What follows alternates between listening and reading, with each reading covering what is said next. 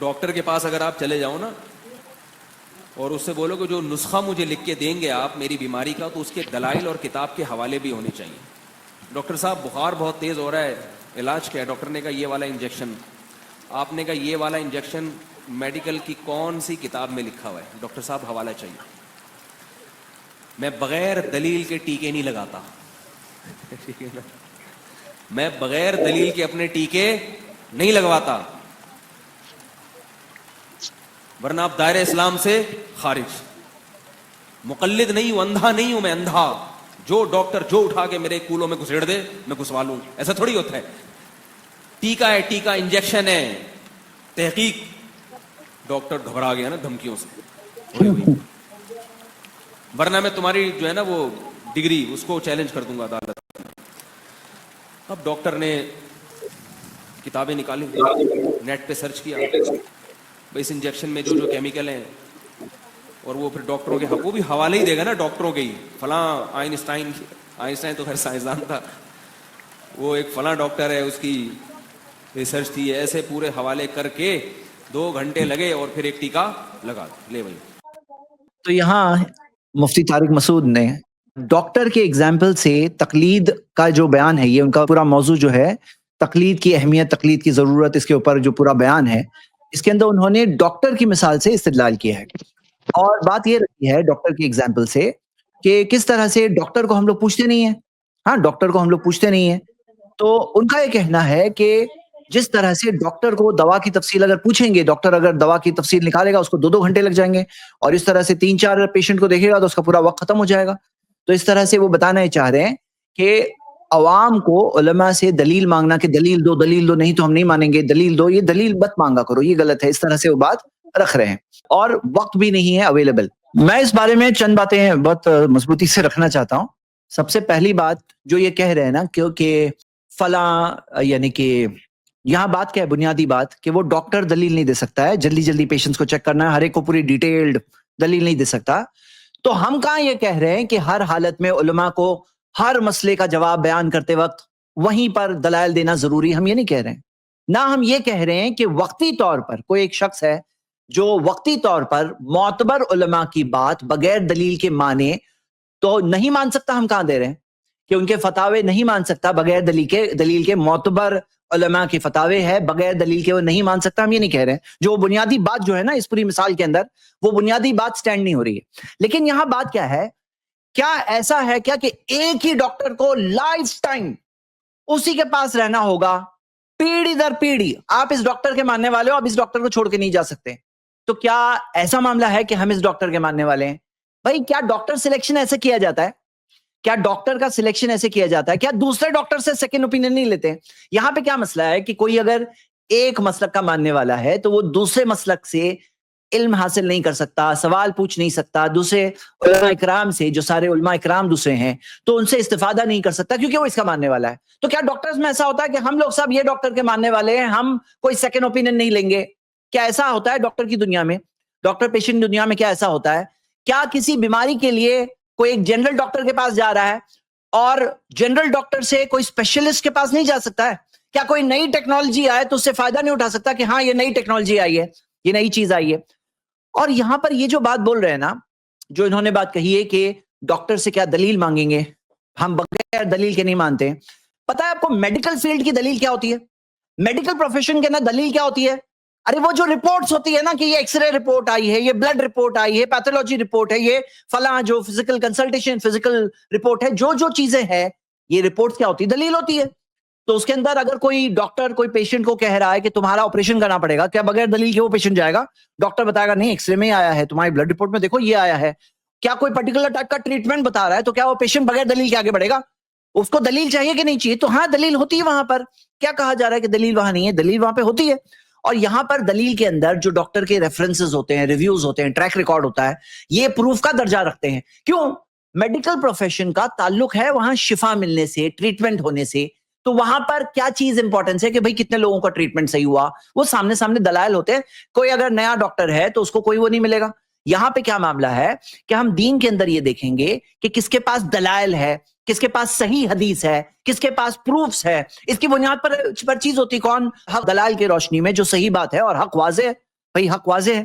اور ایک چیز کیا ہے کہ کیا کوئی کہہ سکتا ہے کہ صرف 4 ہی ڈاکٹرز کو مانیں گے, کسی اور ڈاکٹر کو نہیں مانیں گے دنیا میں اس کے بعد؟ بھائی ہم دیکھتے ہیں کہ یہاں پر اسی زمانے میں کم سے کم آپ کو یہ 9 بڑے بڑے اور 12 بڑے بڑے اماموں کا ذکر ملتا ہے, کئی سارے, امام ابو حنیفہ, امام شافعی, امام مالک, احمد بن حنبل کے علاوہ ہم دیکھتے ہیں امام لیث, امام اوزاعی, امام الثوری, امام ابن ابی حاتم, کئی سارے بڑے بڑے علماء تھے. اور بلکہ ہم صرف 4 نہیں, ہم تو اس امت کے سارے بڑے بڑے علماء کو مانتے ہیں. جس کسی کے پاس قرآن اور حدیث سے دلیل, ہم ان کی بات کو لے سکتے ہیں. اور کیا یہ جو انہوں نے کہا کہ میں بغیر دلیل کے نہیں مانتا, کیا یاد نہیں آپ کو کووڈ ویکسینز کے ٹائم پر کیا لوگوں نے ایفیکسی ریٹس چیک کر کے بھائی کون سی ویکسین اچھی ہے, کو ویکسین اچھی ہے یا اسپوٹنک اچھی ہے, کیا یہ سب ساری ڈسکشنز ہوتے تھے. تو اس کے اندر ایک حد تک تحقیق تو ہوتی ہے.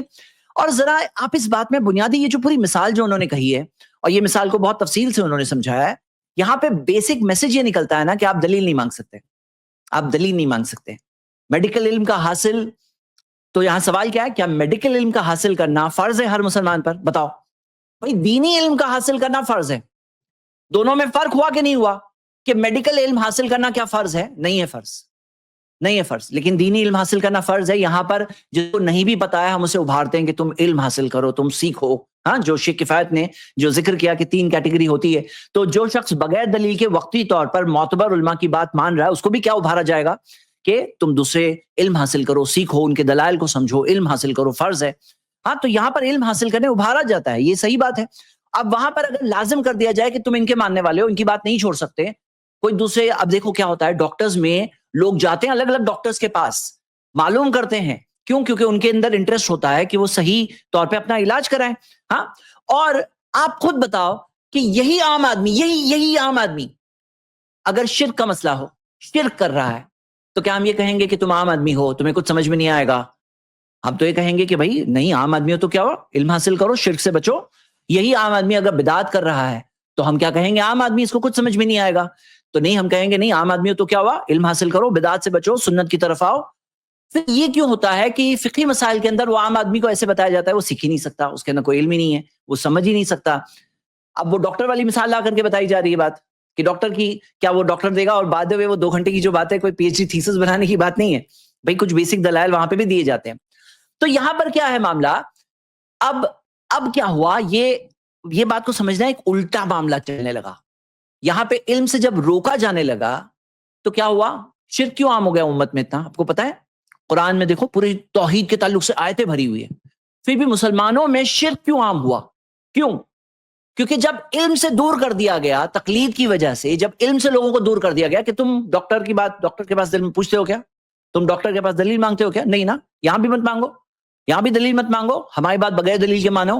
اب جب علماء عوام کو روک دیا گیا کہ تم عوام ہو, عام عوام ہو, تمہیں کچھ سمجھ میں نہیں آئے گا, تو پھر کیا ہوا, جب علم سے دوری ہوئی وہاں پہ جا کے شرک آ گیا, امت میں شرک آ گیا, اور شرک عام ہو گیا. بدعت کیوں اتنی عام ہو گئی؟ سمجھنا کوئی مشکل بات ہے کیا کہ دین میں نئی چیز نہیں آ سکتی؟ نہیں سمجھنا مشکل ہے. پھر بھی کیوں بدعت عام ہو گئی؟ کیونکہ لا علمی آ گئی تقلید کی وجہ سے. جو تقلید کا معاملہ یہ آیا, اس وجہ سے لا علمی آ گئی, علم سے دوری ہو گئی, اب سب فلڈ گیٹس اوپن ہو گئے, شرک, بدعت, یہ ساری چیزیں امت میں داخل ہو گئی. اور آپ دیکھو کہ بھائی مسائل بیان کرتے وقت آپ نہیں بتا سکتے ہیں, تو علمی مجلسیں ہو سکتی ہے نا, عام مسائل, جو عام مسائل ہیں ان کی دلیل کیا لوگوں کو بتانے میں کیا پرابلم ہے, کیا قباحت ہے؟ علمی مجلسوں میں بتا سکتے ہیں, دروس میں, بیانات میں بتا سکتے ہیں کہ دیکھیے اس چیز کی یہ مسئلہ بیان کیا جاتا ہے, بہت لوگ پوچھتے ہیں, اس کی دلیل یہ ہے. وہاں وقتی طور پر اگر نہیں دیا جا سکتا تو کیا علمی مجلسوں میں بھی بتایا نہیں جائے گا کہ نہیں عوام ان کو کچھ سمجھ میں نہیں آتا؟ یہی ہوا ہے. اب علم حاصل کرنا فرض ہے. اور یہ جو کہتے ہیں کہ بھائی نہیں تو اسلام سے باہر, ہاں, یہ جو انہوں نے کہا نا جملہ, میں ویڈیو کا وہ پھر سے شاید پلے کر کے بتاؤں, نہیں تو اسلام سے باہر. کون کہتا ہے اسلام سے باہر؟ کون کہتا ہے اسلام سے باہر؟ کہ آپ ایک عالم کی بات اگر مان رہے ہیں, اگر کوئی شخص بغیر دلیل کے مان رہا ہے, بھائی اس کے اور اللہ کے بیچ کی بات ہے, ہم اس کو ڈرانے کے لیے بولتے ہیں. کیا بات بولتے ہیں کہ ایسا نہیں کرنا, سارے اماموں نے ہمیں قرآن و سنت تک پہنچائے, لیکن آپ کسی بھی عالم کی بات کو قرآن و سنت کے اوپر مت رکھنا.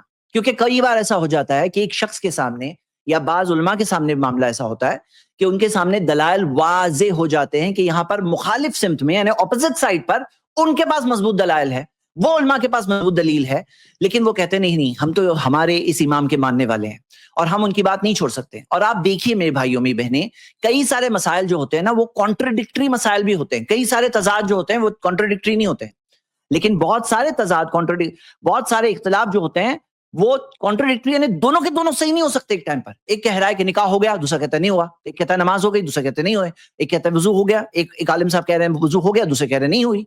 तो यहाँ पर दोनों सही नहीं हो सकते ना. फिर तो क्या बात है कि हुआ भी नहीं भी हुआ, वुजू हुआ भी नहीं भी हुआ, वुजू टूटा भी नहीं भी टूटा, निकाह हुआ भी नहीं भी हुआ, तलाक हुआ भी नहीं भी हुआ, ऐसे सैकड़ों मसाइल.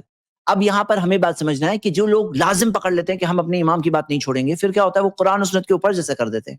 अब यहाँ जाके बात आती है कि इत्तखज़ू अहबारहुम व रुहबानहुम अरबाबा मिन दुनिल्लाह, कि जो यहूद और नसारा के बारे में बात है कि उन्होंने अपने पादरियों को, अपने आलिमों को, दरवेशों को रब बना दिया. कैसे रब बना दिया? नबी सल्लल्लाहु अलैहि वसल्लम ने बताया कि जब वो हलाल करते किसी चीज को तो वो हलाल समझते, और जब वो लोग उनके उलमा कोई चीज को हराम समझते तो हराम करार देते. यानी कि उनका कनेक्शन उनकी किताबों से नहीं था. आज भी हम लोग देख सकते हैं क्रिश्चियनिटी में हलाल हराम है कि एक से ज्यादा शादी की जाए, जबकि क्रिश्चियन बाइबल के ना बहुत सारी मिसालें हैं, एक से ज्यादा शादी करने वालों की बहुत सारी मिसालें हैं. अब यहाँ मामला क्या है? यहाँ बुनियादी बात यह है कि उनका डिसकनेक्शन हो गया है. उनके उलमा, उनके पादरी, उनके रुहबान, ये लोग हैं जो उनकी शरीयत को बनाते हैं, उनके लिए हलाल और हराम को बनाते हैं. लेकिन हमारे यहाँ हमारे उलमा इकराम नहीं बनाते, उलमा इकराम पहुंचाते हैं. यहाँ पे देने वाला हलाल और हराम अल्लाह ताला है. तो ये चीज डराने के लिए बात है. लेकिन यहाँ पे ये जो बात सामने रखी गई बुनियादी बात वो ये है कि हमें समझना यह है कि जो इस तरह से इन मिसालों के जरिए लोगों को दलाइल से, तहकीक से दूर किया जाता है, ये है असल में बहुत बड़ा प्रॉब्लम. जी शेख सरफराज भी है यहाँ, आप इसमें कुछ ऐड करना चाहेंगे? जी. तो क्या वो फिर भी बोलेगा नहीं मैं आयुर्वेदिक से जुड़ा रहूंगा चाहे मेरे कैंसर का इलाज हो या ना हो? नहीं, वो जाएगा एलोपैथी के डॉक्टर के पास जाएगा. अगर एलोपैथी से मायूस हो गया, उसको पता है कि मेरी बीमारी का इलाज एलोपैथी में नहीं है, तो होम्योपैथी वाले के पास जाता है. कोई दुनिया का ऐसा आदमी बताइए जो ये कहता हो नहीं मुझे चलेगा, मेरा मर्ज ठीक हो या ना हो मुझे चलेगा, लेकिन मैं इलाज सिर्फ होम्योपैथी वाले से कराऊंगा चाहे मैं मरी क्यों ना जाऊं, मैं सिर्फ आयुर्वेदिक से इलाज करूंगा चाहे मैं मरी क्यों ना जाऊं. भाई आप खुद जो तिब का हवाला दिया ना, इसी पे अगर आप गौर करते तो आपको ये समझ में आता कि आपकी मिसाल से ये बात साबित हो रही है कि आदमी को कुरान और सुन्नत के रास्ते पर चलने की कोशिश करनी चाहिए. उसकी कोशिश ये होनी चाहिए कि मैं सही कुरान और सुन्नत का जो एक सही मनहज है, अल्लाह के नबी का जो कौल है, अल्लाह ताला का जो फरमान है, उस तक के मैं पहुंच जाऊं. चाहे वो इमाम शाफी के जरिए से मुझे मिल रहा हो, चाहे इमाम अहमद इब्न हंबल के जरिए से मुझको मिल रहा हो, चाहे इमाम मालिक के जरिए से मुझको मिल रहा हो, चाहे इमाम अबू हनीफा के जरिए से मुझको मिल रहा हो. जरिया अहम नहीं है, अहम है कि बंदा कुरान और सुन्नत की दवा करे. तो हम तो यही बात कहते हैं. तो ये जो मिसाल डॉक्टर साहब ने दी है ना, ये उल्टा जो है ना उनके खिलाफ जा रही है, उनके हक में नहीं जा रही. इस क्लिप की फुल वीडियो देखने के लिए हमारे चैनल पर जरूर आएं. iPlus TV ने एक नया YouTube चैनल शुरू किया है जिसका नाम है iPlus TV इख्तिलाफ का हल. इस चैनल पर सिर्फ इख्तिलाफी मसाइल पर वीडियोस आएगी, लेकिन दलाइल के साथ और भाईचारगी के साथ. आपको मैं दावत देता हूं कि आप भी हमारे इस चैनल को सब्सक्राइब करें, हमारी वीडियोस को शेयर करें और नोटिफिकेशन आइकन को ऑल सेलेक्ट करें ताकि आपको हमारी वीडियोस का नोटिफिकेशन मिल सके. जज़ाकल्लाहु खैर, वस्सलाम अलैकुम रहमतुल्लाह.